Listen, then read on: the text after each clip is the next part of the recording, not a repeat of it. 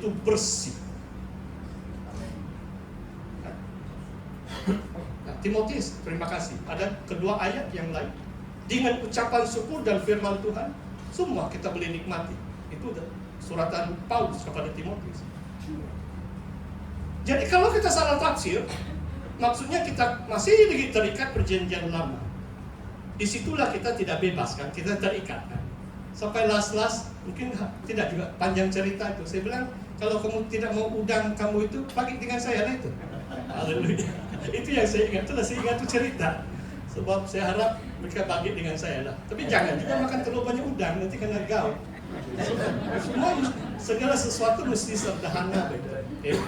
Tapi penafsiran firman Tuhan itu sangat penting, saudara. Kalau salah tafsir boleh mengikat, buat saudara diperhambakan, tidak bebas. Seperti orang beragama ini, orang Yahudi di bawah pimpinan orang Farisi, guru-guru agama zaman Tuhan Yesus. Mereka melarang orang mengangkat tilam atau berjalan pun pada hari Sabat. Saudara, saya mau baca hanya tinggal beberapa ayat saja. Ayat 12 mengatakan ini. Siapakah orang yang berkata kepadamu, angkatlah tilammu dan berjalanlah. Tetapi orang yang baru sembuh itu tidak tahu siapa orang itu, sebab Yesus telah menghilang ke tengah-tengah orang banyak di tempat itu. Ayat 13 ini luar biasa, saudara. Dengan maksud Tuhan Yesus tidak mencari publicity. Dia tidak tunggu pun orang lumpuh mengucapkan terima kasih dengan dia sembuh. Sebenarnya dia ada katakan sesuatu, nah, kemudian Yesus terus macam di sinilah menghilangkan diri, sebab waktu itu dekat perayaan di Yerusalem, orang ramai. Yesus tidak tunggu dipuji. Orang itu tidak sempat pun mengucapkan terima kasih. Saudara, bila kita melakukan pekerjaan Tuhan, tidaklah payah kita cari pujian yang sia-sia dari manusia. Kita lakukan apapun bagi kemuliaan nama Tuhan. So, Tuhan itu tahu. Kadang-kadang ada teman-teman saya adalah beberapa social media saya. Kadang-kadang saya post sesuatu dan ada orang komen begini, guru, orang ini, mereka ini tidak tahu. Saya bilang, biarlah Tuhan yang tahu bahkan. Tapi kadang-kadang saya post pun ada orang yang boleh baca, saya punya update, mereka juga terbaca. Tapi bukan tujuan cari publicity lah. Dengan maksud, kalau kita bersaksi pekerjaan Tuhan, bukan kita harapkan pujian yang sia-sia dari manusia.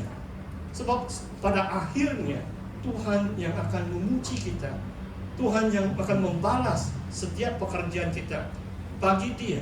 Saudara, ayat 14, kemudian Yesus bertemu dengan dia dalam bait Allah. Waktu itu bait Allah masih berdiri. Lalu berkata kepadanya, engkau telah sembuh. Jangan berbuat dosa lagi, supaya padamu jangan terjadi yang lebih buruk. Saudara, inilah ayat atau nasihat firman Tuhan untuk saudara dan saya. Bagi kita yang sudah menaruh percaya kepada Yesus, yang sudah bertobat, apakah maksudnya baptisan air, saudara? Itu adalah meterai pertobatan kita. Kita mengatakan kepada dunia, kepada jemaah Tuhan yang lain, aku mau mengikuti Yesus. Manusia lama, kalau waktu diselam dalam air, sudah mati. Bila dibangkitkan dari air itu, menandakan kita mau ikut Yesus, hidup yang baru. Kita tidak mau berbuat dosa lagi. Wah, ada juga sedikit amaran tahu, supaya padamu jangan terjadi yang lebih buruk. Yesus pernah mengajar, kalau rumah itu hati manusia, diibaratkan sebagai sebuah rumah. Kalau rumah itu sudah dibersihkan, kemudian rumah itu tetap kosong, itu roh jahat boleh membawa 7 roh yang lebih jahat, dan keadaan manusia itu lebih buruk berbanding sebelum rumahnya dibersihkan. Saudara, itu perumpamaan itu sebagai satu gambaran. Orang Kristen, bila kita bertobat, yang harus mengisi hati kita adalah Roh Kudus. Bertobatlah, dibaptiskanlah dalam air, di dalam nama Tuhan Yesus, dan kamu akan menerima karunia Roh Kudus. Bila kita melepaskan, membersihkan hati rumah kita, kediaman Allah, Roh Kudus yang harus menjadi penghuni tetap dalam hati kita. Jangan izinkan hati ini kosong. Kadang-kadang ada satu fahaman kan, dia bilang nothingness. Tidak tahu mau faham maksudnya atau tidak. Dia bilang kosong saja. Dia meditasi, kosong saja. Oh, hati-hati. Nanti itu roh iblis yang masuk. Bila kita meditate, ada firman Tuhan, ada Tuhan Yesus, ada Roh Kudus. Itu yang kita andalkan bagi umat Kristen. Jangan izinkan hati kita kosong. Biarlah Roh Kudus yang sentiasa berdiam dalam hati kita, supaya kita bisa melawan roh-roh yang lain, roh asing, roh dunia ini, roh-roh iblis. Mereka takut karena kita dipenuhi dengan Roh Kudus. Saudara, kembali kepada dua petah tadi, saudara, tidak payah ditayangkan. Orang lumpuh ini disebut dalam ayat yang kelima. Sudah 38 tahun lamanya sakit. 38. Perkataan 38 terdapat, coba saya bawa saudara baca, penggambaraan Israel, ulangan saudara. Mari kita lihat Ulangan bab yang kedua, ayat 14. Ulangan bab yang kedua, ayat 14. 14. Ulangan 2 ayat 14. Lamanya kita berjalan sejak dari Kadesh Barnea. Mau masuk tahun kedua, mereka sampai sudah Kadesh Barnea. Sampai kita ada di seberang sungai Jered, ada 38 tahun. Sampai seluruh angkatan itu, yakni prajurit, habis binasa dari perkemahan seperti yang dijanjikan Tuhan dengan sumpah kepada mereka. Kenapa Tuhan izinkan umat Israel keliling itu pegunungan di tempat yang disebut Kadesh Barnea? Sebab mereka mengingkari perintah Tuhan. Musa mengutus 12 pengintai masuk ke tanah perjanjian. Hanya 2 orang saja, Yosua dan Kaleb, mengatakan ini tanah yang baik. Walaupun ada gergasi bangsa-bangsa yang ganas di situ, tetapi karena Tuhan beserta dengan kita, kata mereka, umat Israel bisa maju dan dapat menjajah, menduduki tanah perjanjian.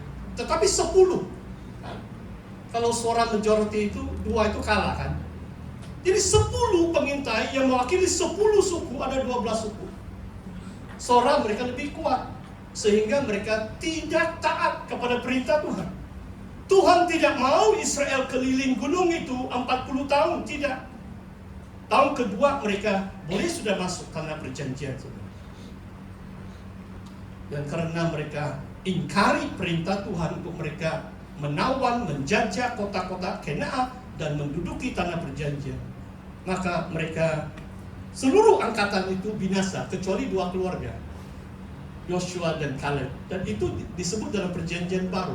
Surat Yudas mengatakan hanya Yosua dan Kaleb yang masuk ke tanah perjanjian. Wah, saudara tahu berapa lelaki? 600.000. Kalau 2 keluarga, kalau keluarga besar mungkin katakan 2.000 lah. Coba kamu hitung ratusan orang yang gugur dan tewas di padang gurun. 99.9% umat Israel tidak berjaya. Mereka gagal masuk tanah perjanjian. Saudara, apakah konteks ini yang saya coba sampaikan dalam Yohanes 5? Kadang-kadang ini sekarang kita umat percaya Tuhan. Kadang-kadang secara rohani seolah-olah kita lumpuh. Sekian lama kita keliling itu gunung, kita belum lagi masuk kehendak rencana Tuhan. Kita tetap mengaku kita Kristen. Bahkan baru 2 minggu yang lalu, waktu pertemuan di restoran saudara kita, saya sempat bersaksi dengan seorang pemimpin.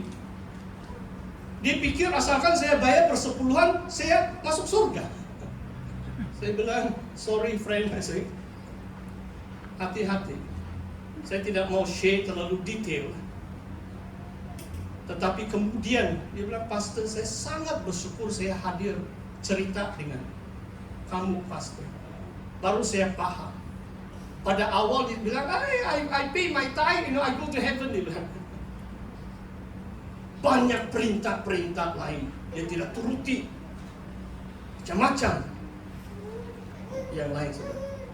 Saudara, kadang-kadang kita boleh seperti orang lumpuh itu, masih kita pusing-pusing. Jadi dorongan firman Tuhan untuk saudara dan saya hari ini adalah, jangan lagi kita putar-putar di Kades Barnea. Jangan kita lumpuh secara rohani. Kita bangkit, rise up, angkat apa saja. Kadang-kadang Tuhan menyuruh saudara pindah rumah pun. Secara literal saudara akan angkat, bukan saja tikar. Sekarang kita orang kaya, kursi, sofa, dapur, pindah rumah.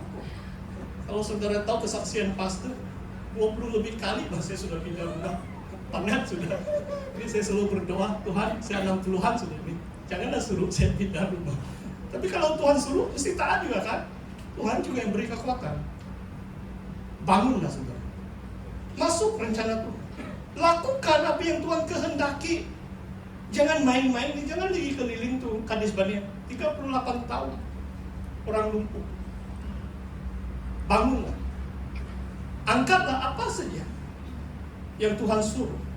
Berjalanlah, masuk dalam kehendak dan rencana Tuhan buat saudara dan saya pada akhir zaman ini. Saudara, saya mau jemput singers